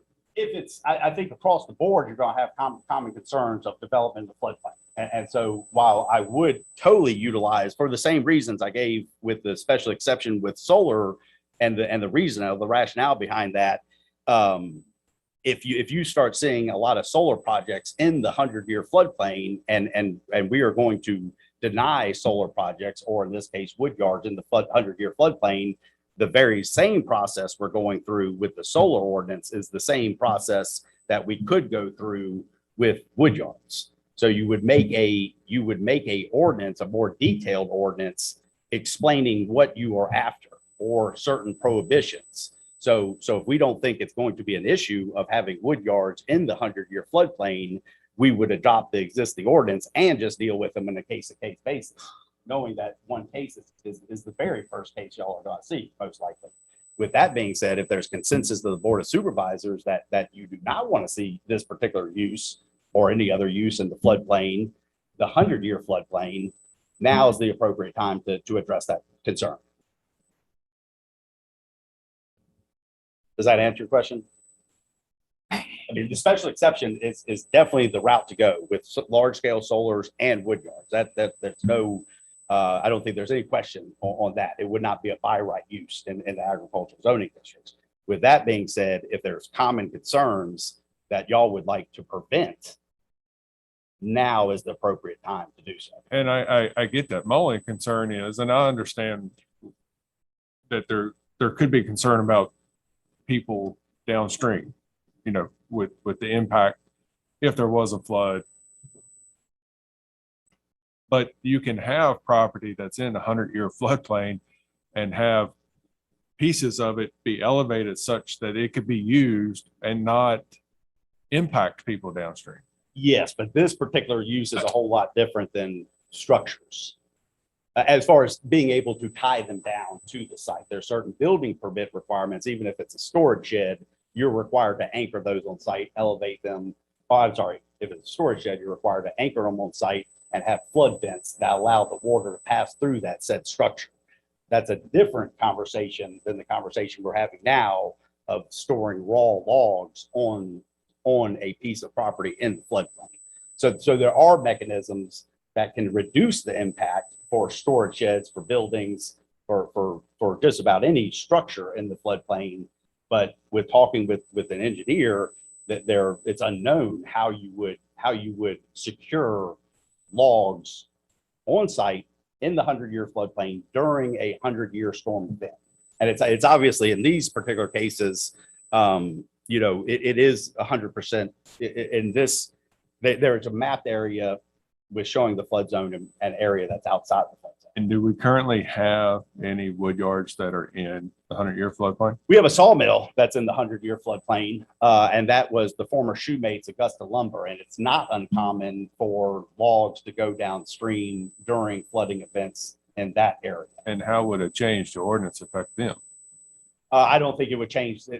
We are not addressing sawmills. We are addressing the wood yard. So I don't believe. But I mean, in essence, it's still the same thing. You got logs going downstream. That's the concern. Well, you could certainly set up an ordinance that would prohibit sawmills, and of course every sawmill has a wood yard. But that's the kicker. Sawmills are a permitted use in the use by special exception in the agricultural zoning district. That sawmill we're talking about was built in the early 80s, and It was grandfathered. Well, I'm not sure. I'm not sure the same concerns would not be raised in this particular case as if someone was proposing a sawmill in the 100-year floodplain. There's other examples of sawmills being relocated in the county because of complete loss of inventory. Then Will Harris, is that what you? I believe Will Harris relocated a portion of his sawmill and or wood yards from industrial zoning district, and that's completely different. But it's just there was an instance. I think it was flood of '95. I cannot believe that this is not already in the ordinance. In a county like ours with the timber business and industry that we have, and the things that we allow by right in agricultural district, I cannot believe that a wood yard doesn't think- have and- access to a special exception process already. And that's My, all we're talking about here. And I don't mean to preach at you, Chris. no, not at all. And I think my response would be, I think it's a relatively new use. Obviously, sawmills have been here forever, have been here since the beginning of time. We know that. But as far as wood yards, it's somewhat of a unique business because they buy whole products from loggers directly on site. So you have logs coming in, they unload them, they sort them, they cut them on site, they move them around, and then they place them in a shipping container. And that said shipping container, another truck comes in and takes that shipping container. And in most cases, I've been told they ship this abroad. So that hasn't happened a whole lot in Rockbridge County. No, I we don't just- know exact time frame, but if this was a more common practice and it had been going on since the beginning of time, it obviously would be in there. Practice has been going on. They just hadn't been doing it in this particular way. I think technology has caught up And with shipping, yes, sir. So it's flexibility that loggers need. It's flexibility that the sawmills need. I mean, I don't think I'm any of the feeling- discussion has been with the planning commission. The discussion has not been a flat prohibition of wood yards in the agricultural zoning Absolutely not. district. I think most of the discussion with the planning commission has been further developing an ordinance after the fact. and I understand they had the discussion and they sent us a recommendation. That's And here it correct. is. That is correct. So they gonna talk about the same stuff they talked about before again? I mean, I'm sorry, I'll stop.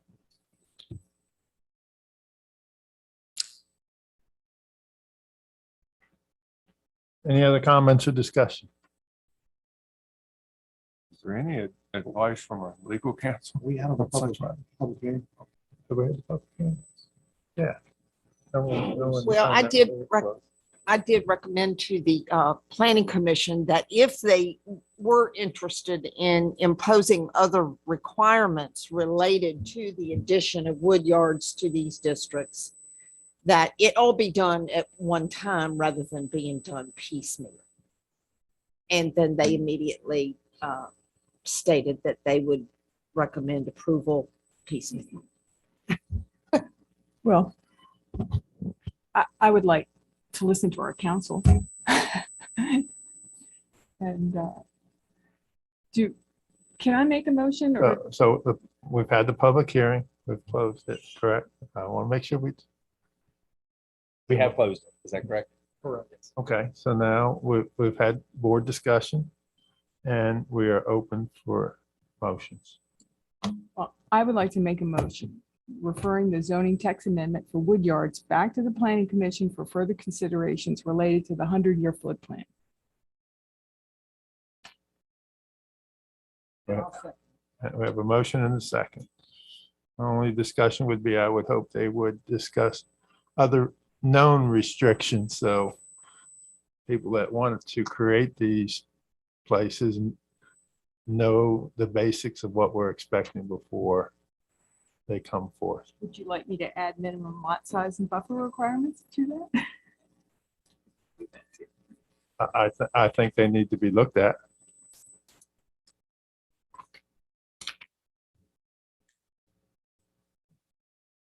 So we've amended. Yes. Is that okay with you, Mr. Day? Yes, sir. Okay. All right, any other discussion? Just so I'm clear, we're not necessarily saying no to a No, wood yard in agriculture. no. You're just asking for clear cut restrictions as far as what, where, when, how, and everything like that. Yes. Which the special exception process answers. So That's just that. it's just going. I don't around. mean to disagree or argue there, but that's what I keep coming back to. If we have a process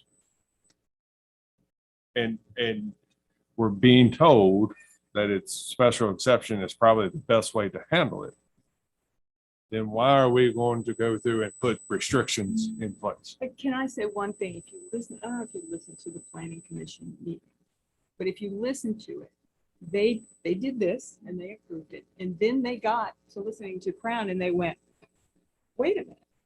we don't have this information. We need this information to be able to make this decision.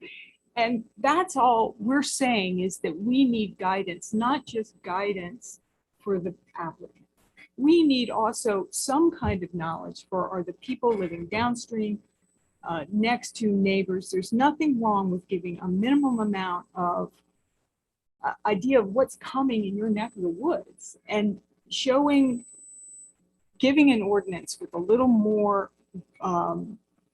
robust ordinance is a good way of doing that, and saying that we're not going to do piecemeal. We're not going to say, oh, in your district, we're going to allow this, in my district, we're not, and whatever. We're going to come up with just the minimum amount of requirements that a wood yard. I want to see wood yards in agricultural district. I think it's an absolute, but without this, I feel like I have to vote against it, and I don't want to. I want to vote for being able to allow wood yards in agricultural, but I need a little more comprehension, more teeth in the ordinance. But let's say the planning commission, let's say your motion passes, it goes back to the planning commission. Planning commission comes back and says, you have to have 10 acres, you got to have a 200-foot boundary, you got to have this, you got to have that. Are we still gonna have special exceptions? Absolutely, yes. Okay, so You so would- you could say, well, I've got this property with 7.5 acres. The ordinance says 10, but I want a special exception because No, sir. It would, I'm sorry, it would not work like that. You would, let's say the two things that we're talking about is a minimum acre size of 10 acres. And let's say the second thing would be prohibiting them in the floodplain. That would be the groundwork. So if y'all would like to see a minimum acreage and have concerns of having a wood yard in the 100-year floodplain, it would, off the cuff, the business owner would come to us and say, what are your rules and regulations about wood yards in the agricultural zoning district? We would hand them the ordinance and say, these are the minimum criteria. It still would come to y'all as a special exception, but it would not come to y'all as a special exception if it was less than 10 acres. And these are just ideas that we have not talked about what acreage it would be, but let's say 5, let's say it's 10 acres. It would not come to y'all if it was less than the set minimum requirement, and it would not come to y'all if it was in the 100-year floodplain. yeah, and I get that there may be people below this property that could be impacted by a flood. I get that. But what about if you have a 100-year floodplain and there are no residents below it? It runs into a wooded area or whatnot. So if we go by not allowing it in a flooded plain, then that property owner there would not have the option to pursue a wood yard if they wanted to, correct? Because it would be in a 100-year floodplain. If that's one of the restrictions you put on it. Yes, that is correct. Yeah, which again goes back to, you've got the special exception, you can. Well, and the same could be said about solar, large scale solar ordinances. So we got a letter from the Farm Bureau saying that our ordinances were insufficient, essentially insufficient with solar ordinances. So with discussion with board members, with discussion with planning commission members, we are now developing a solar ordinance. And so that is the exact same process as what we're talking about right here. Thankfully, wood yards have a whole lot less state law associated with them than solar decommissioning and in the floodplain and those type of things. But And I'm not necessarily against developing an ordinance for a wood yard. I'm worried about the restrictions we may put on it and how that may limit future business opportunities for landowners in Rockbridge County. That's my concern. I understand that. I can understand and respect that concern. And I have to say, we are not the planners. I served on the school board. I feel I have some experience there, but I'm not a certified planner. And if the planning commission sends me something on a recommendation, I just feel, barring some huge thing, I don't like to turn it down. I feel bad. We appointed those members to perform this task, and we've gotten 2 or 3 meetings they've been through and a recommendation. But we've also hired a lawyer, and there's advice from our staff,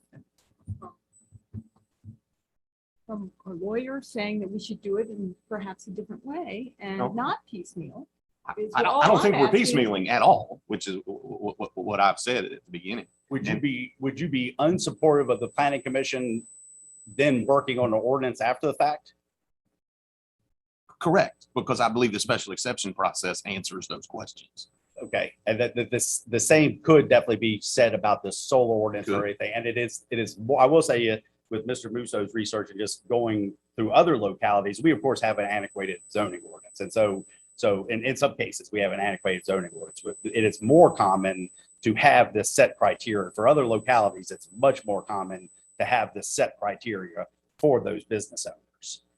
And it just makes it that much, and that's the whole reason that we're doing the solar ordinance. And I've said it before, I think in some cases, it's going to streamline the large-scale solar projects, because they're going to have an ordinance and they're going to say, okay, I need X, Y, and Z, or I can't do it here. So I'm not going to apply for a large-scale solar field in the floodplain. That is one of the things that is going to be addressed in the solar ordinance that the Planning Commission directed us to do. And that's the same, it's of course, going back to Supervisor McDaniel comment, that is the same process as we're going through now with the special exception. So again, all I'm saying is, if it is a concern of the Board of Supervisors to have wood yards in a 100-year floodplain, now is the time to address it.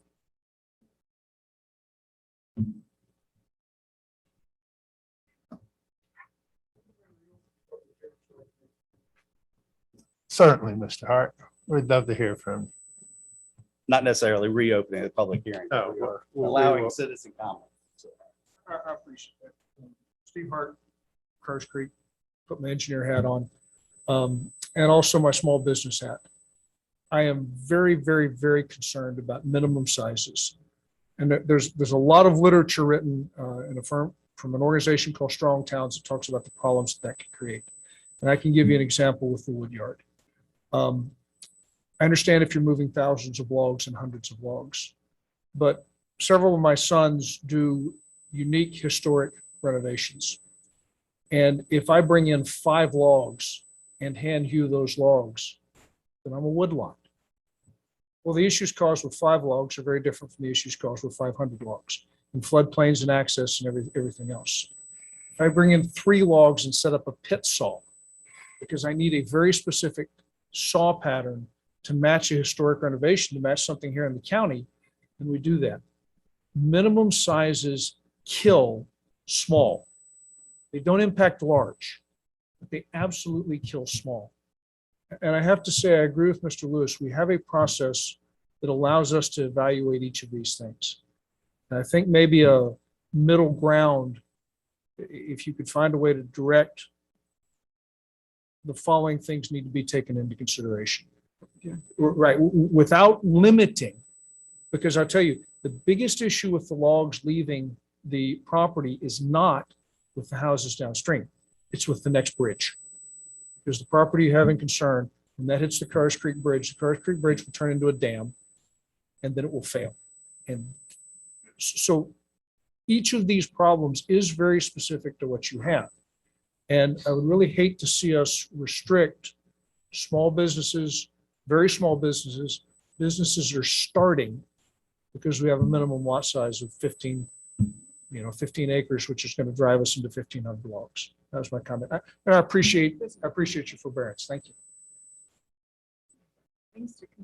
Just to add on that, it also brings up a good point of sort of quantifying, the further quantifying what a definition of a wood yard is, because certainly it does not have a scale operation under the current ordinance. So if you would bring in a handful of logs for the said reasons that Mr. Hart explained, under current ordinance, I think it would be defined as a wood yard, and you would be required to get a special exception. That's certainly not the intent of it, but that's what. Well, so that again, that's my point. Then apparently the definition, if the definition restricts Mr. Hart's sons from having 5 logs on their property, then it's a bad definition, and we shouldn't do it.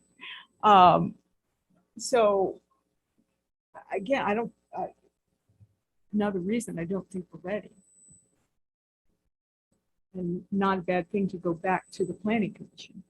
And can we have more work on the definition so that it prevents something like this?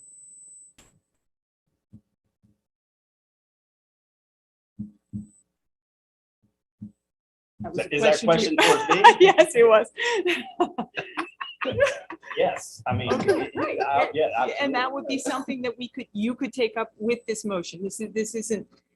This motion still works to address Mr. Hart's concern there. I would add the scale of the operation as well. Is what is defined as a wood yard with the scale of the operation, not necessarily minimum lot size. We talked about minimum lot size, but obviously with the scale of it as well. Right. And it actually it's any parcel of land or portion thereof used for the commercial sorting and marketing of logs. And so that particular example, I don't know enough about that operation to say, does this fit this definition or not? Truthfully.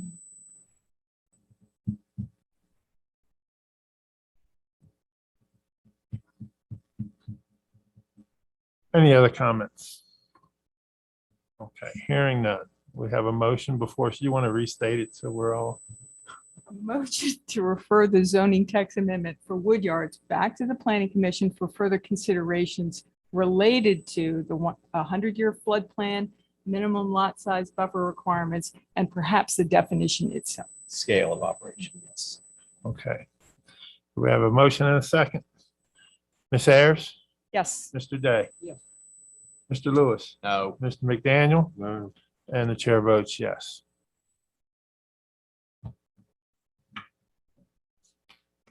All right. Readoption of the continuity of government ordinance. Is that you, Ms. Huffman? It is, the report included on your agenda is fairly brief. I have, provided information on this ordinance and its purpose a number of times, during the pandemic. So this is to adopt or readopt the continuity of government ordinance that would allow some flexibility if it's needed for the next 6 months. The effective date would be October 6th, and it would run through April 5th, 2022, unless sooner rescinded. We will open the public hearing.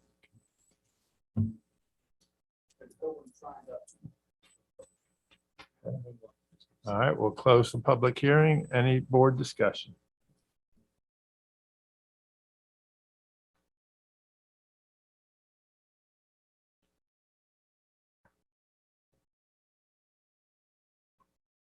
Hearing none, do we have a motion?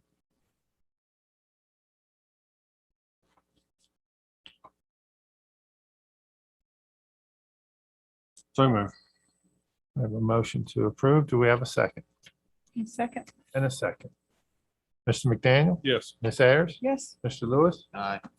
Mr. Day? Yes. And the chair votes yes. Our next meeting will be on Tuesday, October the 12th. Monday is a holiday. Make sure you- Have we notified the school division? I think they usually meet the Tuesday after we meet. So, We give them an annual schedule. Okay. Every year, but we all follow. oh, really? Okay. Any other board comments?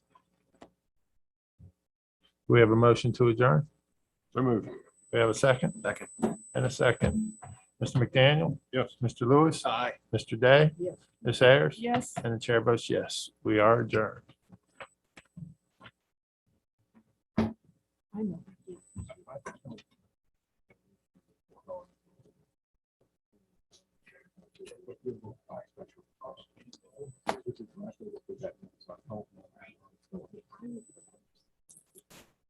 I did not.